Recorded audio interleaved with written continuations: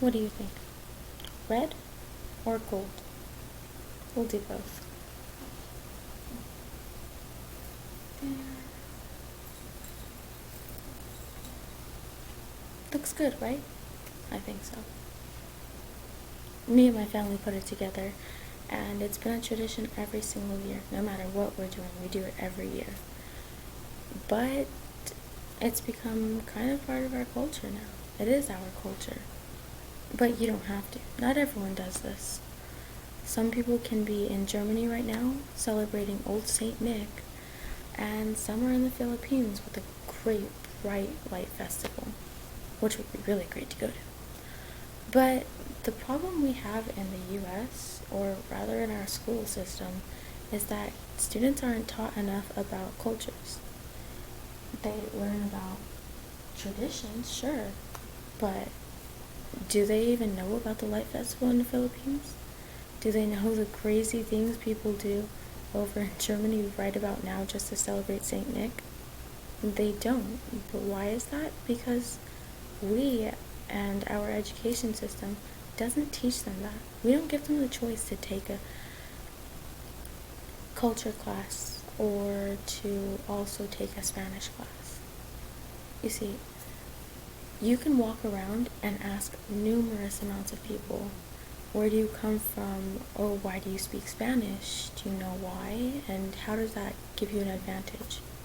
They don't know because it's not taught to them.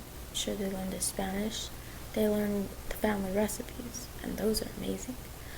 But they don't learn why they speak Spanish and where their family recipes came from, where they originated, and why.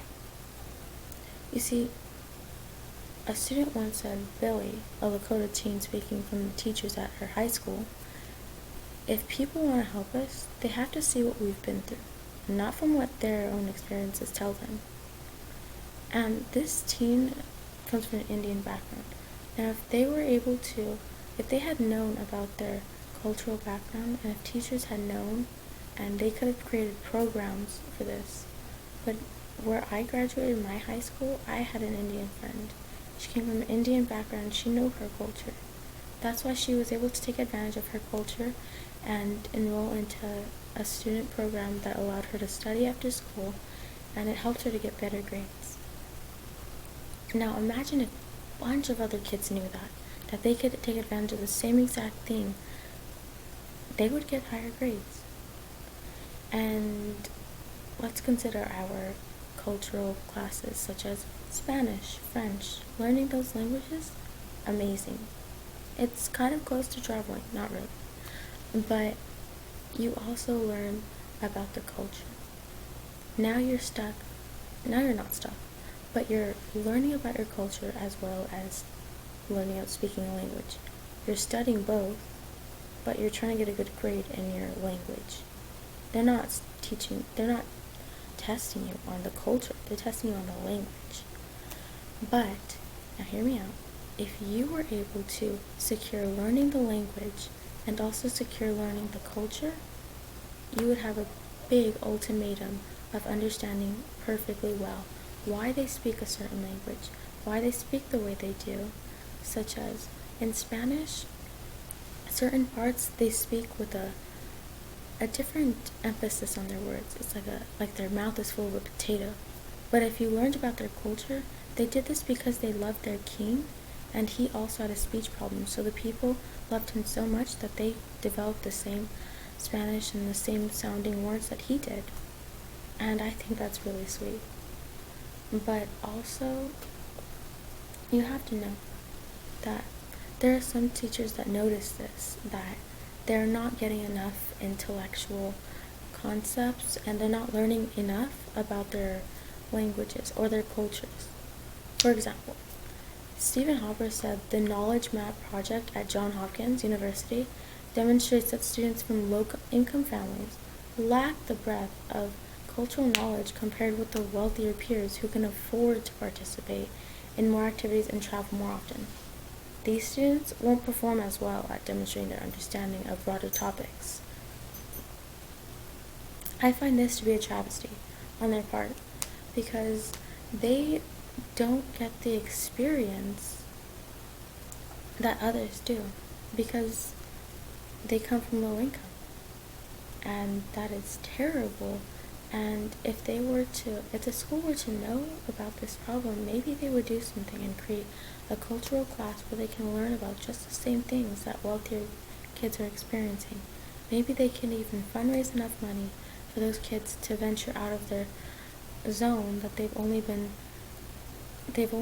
allowed to venture inside of, and they can venture out instead now. But let's not forget the main problem. How can you even excel at these cultural classes or programs when you're not taught it at such a young age? Everyone knows that you start school around 5 years old. But what if you were able to start school and learn about these cultures?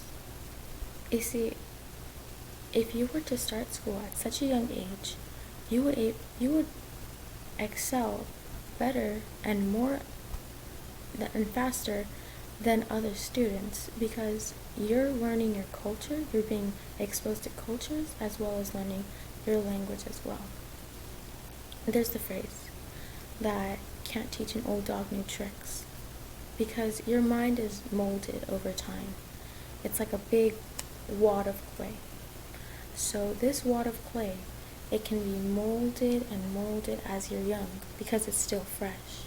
Out of the womb, it's still a fresh piece of clay. But as you grow older, it starts to harden. And it starts hardening and hardening until it no longer can be moved. And it just circulates, and the thoughts circulate, the same thoughts over and over. So if any other thoughts try to come in, bounces right off. But if you were able to have a fresh mind when it was still setting, thoughts could go in through the little crevices and get secured inside there, and you would be fine. So what I say is that we just have to expose our little ones, the younger generation, to these new cultures, to these new ideas, and I think we just might be able to expand our minds for the future.